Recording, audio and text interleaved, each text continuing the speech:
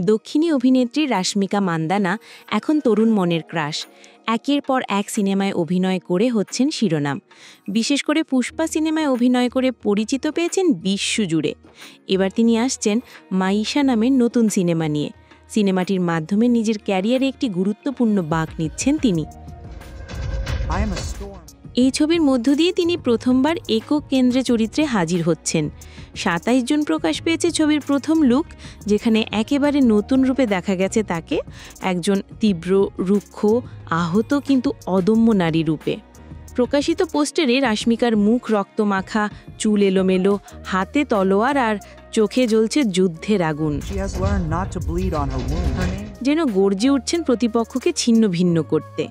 প্রযোজনা সংস্থা ইনস্টাগ্রামে ছবিটি প্রকাশ করে ক্যাপশনে লিখেছে, দৃঢ়তায় গড়া, অটল ইচ্ছাশক্তিতে ভরপুর সে গর্জে ওঠে।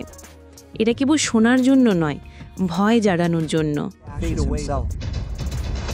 রাশমিকা নিজেও ফার্স্ট লুক শেয়ার করে সামাজিক যোগাযোগ মাধ্যমে লিখেছেন, আমি সব সময় চেষ্টা করি আপনাদের কিছু নতুন উপহার দিতে, ভিন্ন কিছু, দারুণ কিছু। আর মাইশা ঠিক তেমনই এক প্রজেক্ট, এমন একটি চরিত্র যা আগে কখনো করিনি, এমন এক জগৎ যেটা আমিও আগে দেখিনি। এই চরিত্রটা তীব্র, রুক্ষ। আমি একদিকে নার্ভাস, অন্যদিকে অসম্ভব রোমাঞ্চিত। এটা কেবল শুরু। ছবিটি পরিচালনা করছেন রাউমিন্দ্র পুল্লে।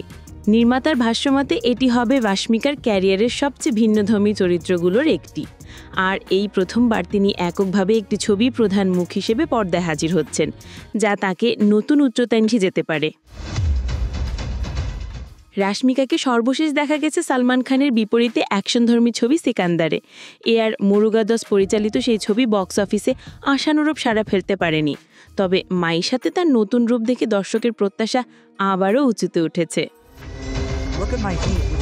বিনোদনের আরও খবর জানতে সাবস্ক্রাইব করে চোখ রাখুন গ্রিন ভিউ ইউটিউব চ্যানেলে।